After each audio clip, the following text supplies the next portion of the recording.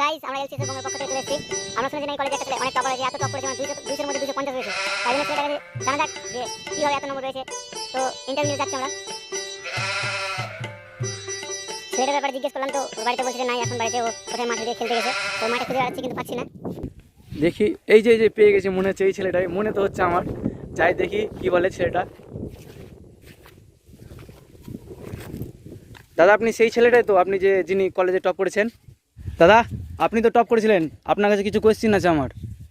চায় থাকিস কেন, কি কবি ক, তুই কইলে তো আমি কব হ। দেখা যাচ্ছে এই ছেলেটা মানে কি বলবো, আর বলা যাচ্ছে না, আমার বলার মতো কিছুই নেই। কি মতো এই ছেলেটা 200-তে 250 নম্বর পেয়ে গেছে, তাই না? দাদা আমার কিছু কোয়েশ্চেন আছে। দাদা আপনি যে কলেজে টপ করলেন, কিভাবে টপ করলেন? আচ্ছা তুই কি ক্যামেরাম্যান? হ্যাঁ দাদা, হ্যাঁ। কুত্তাটা মরালো, ছটফট করছে, যে বাচ্চা আগে, তারপরে আমার ক্যামেরা করিস পরে। কাজ টাজ মিলছে না, আর ইন্টারভিউ নিতে চলেছে। ছটফট করছি, জল টল দেনে বলে কেউ নাই, আর আমাকে ইন্টারভিউ নিতে চলেছে কলেজের টপার বলে। कैसे कैसे लोग रहते हैं यार यहाँ पर।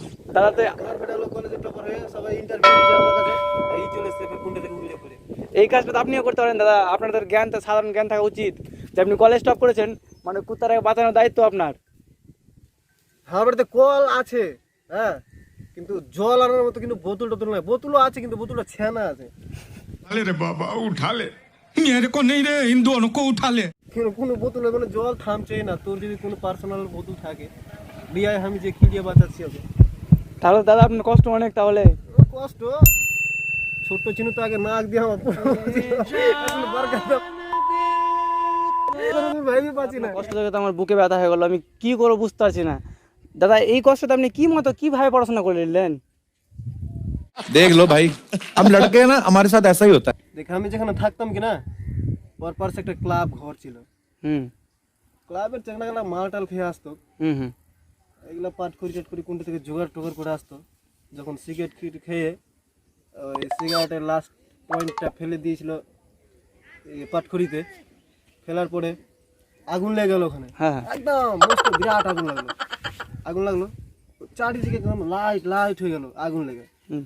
তো ওই লাইটটা বেকার কেন যায়, ওই লাইটে আমি বই খাতা নিয়ে বসতাম ওখানে, ওই আগুনের লাইটটাতে পড়াশোনা করতাম। তারপর পড়াশোনা করতে করতে ওখান থেকে একটা রচনা আসলো যে গরু কিভাবে চড়ে, ছাগল কোথায় থাকে। আমি ভাবলাম যে গরু তো মাঠে চড়ে, ছাগলও মাঠে চড়ে, কিন্তু ছাগলের পিছে পিছে ওইটা যে কি যে বারকা বারকা লিয়ে থাকে না, পিছে ঝুলে না টান টান টান ছিল। থাকার পরে দেখলাম, দেখতে দেখতে দেখতে দেখতে ওই ছাগলের পিছে ওইটা যে কি अरे कहना क्या चाहते हो? কি থাকে না। দাদা ঠিক আছে, ছাগলের পিছে যাই থাকুক, বাদ দিন ওটা। তো ওই যে ক্লাবের ছেলেগুলো কি প্রত্যেকদিন ওই পাট করে জোগাড় করে প্রত্যেকদিন সিগারেট খেতে আর আগুন জ্বলতো নাকি? আর বলিস না, কোনদিন পাট করে নিয়ে আসতো, আর কোনোদিন শান্তি গালা, শান্তি বুঝেন, শান্তি শান্তি না দাদা শান্তি বুঝি, মনে হয় সিন্না সিন্না বলে মনে হয়। ওগুলা নিয়ে আসতো। বাঁশের পাত্তা গুলা জোগাড় করতো, বাঁশের পাত্তা জোগাড় করে ওগুলা করে দাল ঘটনি আগুন জ্বালাতো। साला ये दुख का खत्म नहीं होता बे।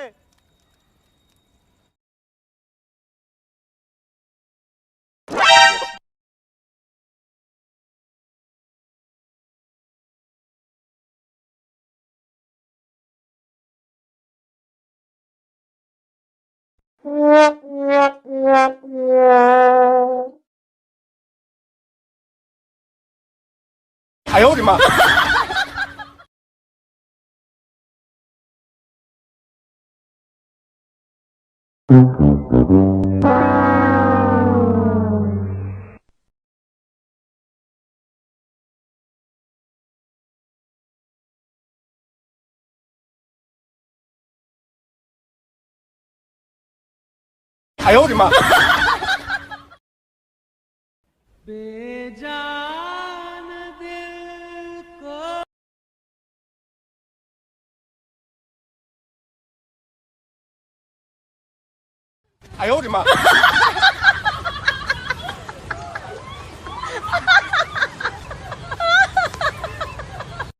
আচ্ছা, তো আমি মেনে নিলাম যে আপনি পরীক্ষায় টপ করেছেন। এখানে মানামানি কি আছে? নিজের দমে পাস করছি, নিজের দমে পাওয়ার আছে অতটা পাস করার মতো। अच्छा हमको सिखा रिया है দেখে তো মনে হয়েছে না। কেন মনে হবে না? ভালো করে ওখানে পরীক্ষা দিয়েছি, কলম লিখেছিলাম, কলমে লিখতে লিখতে বল উড়ে গেছিল কলমের। তো আর কি করবো, দুঃখের কথা, বিয়ে করে এরকম করে চালাইলাম, বল আচ্ছা তাহলে কিছু কোয়েশ্চেন আছে, কোয়েশ্চেনগুলো জিজ্ঞেস করি।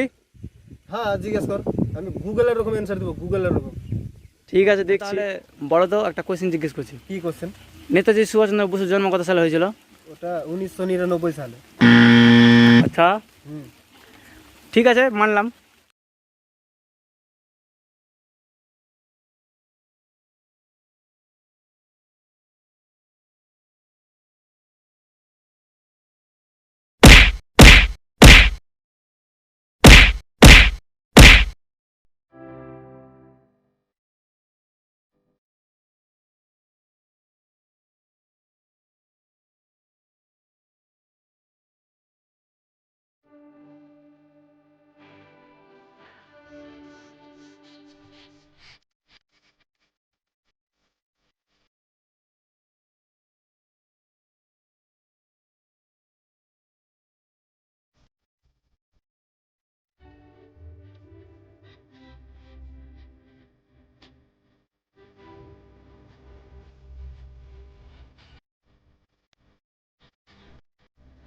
তো ভিডিওটা